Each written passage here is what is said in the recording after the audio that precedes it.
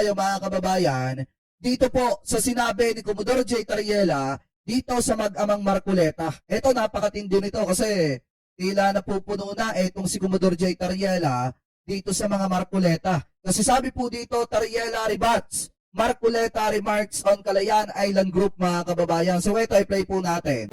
For the West Philippine Sea ng Philippine Coast Guard. Commodore, magandang umaga po sa inyo. Meron na ba? Comment yung mga kababayan na press 1 kung meron na. Press 2 kung wala pa. Ayan, meron na. Meron na ba? Si Commodore J. Tariela po yung nasa linya na natin. Si Commodore J. Tariela po yung spokesman for the West Philippine Sea ng Philippine Coast Guard. Commodore, magandang umaga po sa inyo. Hello Sir Alvin, magandang umaga sa iyo at magandang umaga rin sa mga taga-subaybay. Balit. Eto mga kababayan, makikita nyo duwag talaga itong si Marcoleta. Makikita nyo duwag talaga. Ako, trending ka na naman ng weekend Hindi ako Sir Alvin, yung in-invite ko. Oo, pero syempre nakakunik yung pangalan mo doon. Hindi, inevitably, dahil ikaw yung nag-invite, ay kasali ka rin. Ano po? But anyway, tinanggap na po ba yung invitasyon po ninyo para sa Mag-amang Marcoleta na sumama sa pagpapatrolya sa Calayan? Diba mga kababayan, kung matatandaan nyo, sinabi ni Senator Dante Marcoleta na i-give up na lamang itong KIJ. And then sinabi din naman mga kababayan, nito pong si Paulo Marcoleta, Congressman Paulo Marcoleta, na kapag ka daw nagkaroon ng gera, ang una daw pong iharap sa gera ay itong si Commodore J. Tariela at yung mga mayayabang daw pong senador. So ngayon, bilang pagtugon sa sinasabi nito pong mag-amang Marcoleta, mas minabuti ni Commodore J. Tariela na i-invite itong mag-amang Marcoleta mga kababayan na pumunta doon po sa may Calayan Island Group para makita yung sitwasyon at pamumuhay ng mga kababayang Pilipino po natin doon. So ngayon mga kababayan, ito, pakinggan pa natin. Calayan Island Group. Wala pa nga Sir Alvin eh. I've been waiting for the response kung sasama sila para ma-schedule natin agad. Marami na rin mga media friends ang nag-volunteer to join the MDA flight kapag kasama na daw yung Marcoleta father and son. Hindi, pero napapansin ko, mukhang regularly, nagpapadala din tayo ng mga mamahayag doon. Kagaya sa ABS-CBN, ang dami na namin reporter na nakapunta dyan. Sina Johnson, sina Rafi, ang dami to name a few. Marami na po. So regular naman din po talagang binibisita ng Coast Guard at ng Armed Forces. Senator Dante Marcoleta, iniimbitahan pala kayo ni Commodore J. Tariela kasi masyado ninyong ginagalit etong si Commodore J. Tariela. Kaysa nga naman makipagbalik-taktakan sa inyong mag-ama, bakit hindi na lang kayo sumama kay Commodore J. Tariela para maglibot dyan po sa may Calayan Island Group at para makita nyo ang pamumuhay ng mga kababayang Pilipino natin doon? Sa tingin nyo mga kababayan, bakit natatakot itong mag-ama ni Senator Dante Marcoleta na kagatin ito pong hamon ni Commodore J. Tariela? Kasi natatakot itong magtatay na murahin sila ng mga tao na nakatira doon. Diba, natatakot itong magtatay na baka lait-laitin sila, o di kaya naman mga kababayan, baka sumbatan sila ng mga kababayang Pilipino natin na nakatira dyan po sa may Calayan Island Group dahil sa mga pinagsasasabi nila dyan po sa KIJ. Ano po? Anyway, tuloy pa natin. Yes, yung mga kababayan po natin sa Kalayaan. Yes Sir Alvin, no? Under this administration, mas marami tayong lipat dito, mas marami tayong MDA flight. Mas nagpapakita tayo ng pagtindig at pagpapatrolya sa ating karagatan sa Calayan Island Group. No? So, totoo yung sinasabi mo, we are open to invitation sa mga media friends natin for them also to document na may mga kababayang Pilipino tayo dito. And it's not just military forces ang nasa Pag-asa Island, kundi may mga ordinaryong Pilipino nandito. Tama. And how did you take the statement of the good senator? Yung sinabi niya na, kasi hindi ko maintindihan kung taken out of context ba siya. Kasi talaga namang sinabi niya na parang, para Saka mga kababayan, ihanda nyo na kasi mukhang mapapahiya po ata si Senator Dante Marcoleta. Kasi parang naghahamon ata ng debate mga kababayan. Ang pagkakaalam ko parang kinagat ni former Chief Justice Antonio Carpio. Pakitama na lamang po ko kung ako po ay mali mga kababayan. Kasi ang pagkakaalam ko parang kinagat po ata ni Carpio yung kanyang friendly debate na hamon. Kasi ang sinasabi po kasi ni Marcoleta dito, bago muna tayo pumunta dyan, Commodore J. Tariela, dyan sa Calayan Island yan, mag-debate muna tayong dalawa. Di ba kung ikaw ay Pilipino, nakakalungkot isipin na yung teritoryo ng ating bansa kailangan pampagdebatihan para mapatunay na atin lamang yan. Kahit alam naman natin na sa atin yan. Diba, di para lang binigyan ng pagkakataon ni Senator Dante Marcoleta yung mga Chinese mga kababayan na pagtawanan ng Pilipinas at ang mga Pilipino. Dahil nga mga kababayan kapwa Pilipino natin, nakikipag-debate sa atin patungkol po dun sa pag-aari nating teritoryo. Diba? Anyway, tuloy pa natin. Ang dating is, para wala tayong problema, o di tanggalin na natin sa teritoryo natin Ay, Ma'am Alex Kitty R, may galab shoutout ha. yung Kalayaan Island Group, o di mapaplat na natin ano yung mga coordinates natin. Tama ba siya dun? O may mali din sa statement niya, Parse? Alam mo, Sir Alvin, ang naalala na lang natin yung sinasabi niya i-give up no? Hmm. Pero Ah. kapag pinanood mo yung buong clip ng video niyan na ginawa sa commission appointment, Opo. he actually started by attacking me.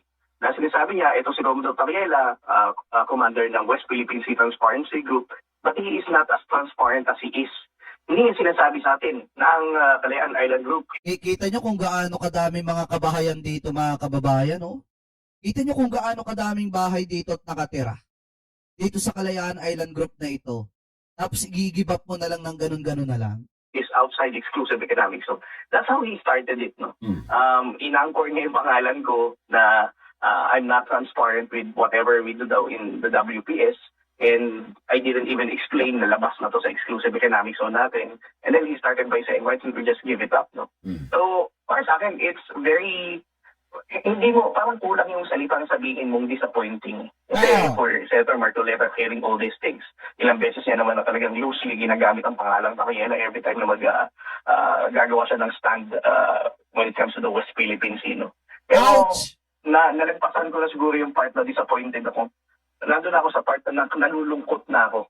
Nalulungkot ako in the sense na ang daming Pilipinong bumoto dito noong nakarang eleksyon. Nako! I think a lot of people were really disappointed and sad with what he said. Kasi para sa akin, kapag senador ka, dapat ang titindigan mo, karapatan ng ating mga kababayang Pilipino at ang interest ng ating bansa. Kasi mga kababayan, tingnan nyo kahit kayo magtataka kayo bakit tuwing gagawa nga ng grandstanding, etong si Senator Dante Marcoleta, lalo na sa issue ng West Philippine Sea, bakit laging idinidikit niya yung pangalan ni Commodore J. Tariela? Di ba kayo nagtataka? Bakit laging si Commodore J. Tariela yung ginagamit na key ni Senator Dante Marcoleta para lamang po pag-usapan siya at para bumango ulit yung kanyang pangalan? Sama-sama nga lang. Di ba mga kababayan? Di nyo ba napapansin? Bakit hindi ba pag-uusapan si Senator Dante Marcoleta kung hindi niya gagamitin ang pangalan ni Commodore J. Tariela? Kahit ako nagtataka rin mga kababayan kasi biruin nyo spokesperson dyan po sa West Philippine Sea etong si Commodore J. Tariela. At alam natin na senador na nangako sa taong bayan ng 2,000 na kuryente pababa libre etong si Senator Dante Marcoleta. Pero bakit pagkakailanganin niya na pabanguhin yung kanyang pangalan, kailangan niya pang gumamit ng ibang tao? Katulad ni Commodore J. Tariela. Nakakapagtaka lang. Ako, yung huling post ko the other day, where I posted the pictures of the children that benefited doon sa pinamigay nila sa earning relief last year. While looking at the photos ng mga bata, parang hindi ko ma-take na i-give up sila. Kaya sabi ko the diba? faces of all these children na nakita ko when we went to Pag-asa, these are faces that are really worth dying for. Na ang ating armed forces of the Philippines, Philippine Coast Guard, and Philippine National Police will never give up the future of these kids. No? Teka muna. Factually correct ba siya? Nung sinabi niya, sabi niya itong si Tariela kasi, hindi naman niya minimension na outside dyan sa EEZ, sa Exclusive Economic Zone ng Pilipinas, yung Kalayaan Island Group.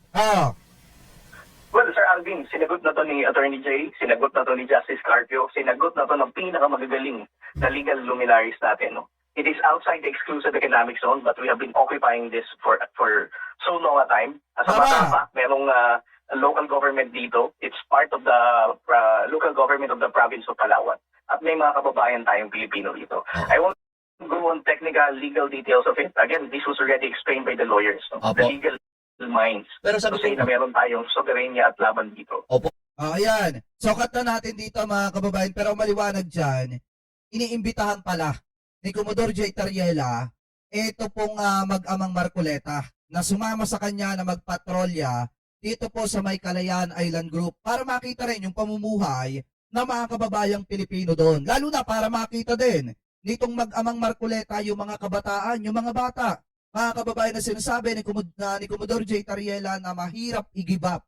Lalo na nung sinabi ni Senator Rodante Marcoleta na i-give up yung Kalayaan Island Group. So ngayon, siguro ang ine-expect dito ni Commodore J. Tariela, baka magsisisi itong si Marcoleta at magpa-public apology pagka nakita yung mga maliliit na bata, mga kababayan, na nakatira doon po sa isla na sinasabi niya na i-give up. So ngayon, eto daw. Kung mapapansin nyo, maliwanag naman yung sinabi dito, iniimbitahan ni Commodore J. Tariela yung mag-amang Marcoleta na sumama sa kanya. Pero, ang sagot po ni Marcoleta, mga kababayan, eto. Pakinggan natin. Kasi sabi po dito, Marcoleta naghamon ng friendly debate bago daw pumunta ng Kalayaan Island. So yun po yung sinasabi, mga kababayan, kay Commodore J. Tariela. Di ba may kasabihan nga tayo, kapag takot sumagupa sa isang labanan, mga kababayan, gumagawa ng dahilan. Now, kanya yung pinupoint, kapag yung isang tao natatakot, sumubok sa isang bagay, gumagawa ng mga dahilan para hindi matuloy. So ngayon, ang dahilan na ginamit dito ni Marcoleta, naghamon po siya ng friendly debate kay Commodore J. Tariela bago daw po pumunta ng Kalayaan Island Group. So ito, i-play natin. Kita-kita makandi para sa isang friendly debate. Bago pa yung pagpunta doon. Para sa ganun maayos natin. Para sa kapakanan ng ating mga. Ano yung sabi dito, mga kababayan? Kita-kita makandi para sa isang friendly debate. Bago pa yung pagpunta doon. Para sa ganun. Diba? Sa madalit salita, hinahamon niya muna ng friendly debate itong si Commodore J. Tariela. Bago daw muna pumunta doon sa may Kalayaan Island Group. Diba, kung ikaw ay talagang senador na may puso sa mga kababayang Pilipino natin na nakatira doon, kasi alam mo naman na may municipality doon, sa may Kalayaan Island Group, diba dapat wala nang patumpik-tumpik pa, pupunta ka na doon?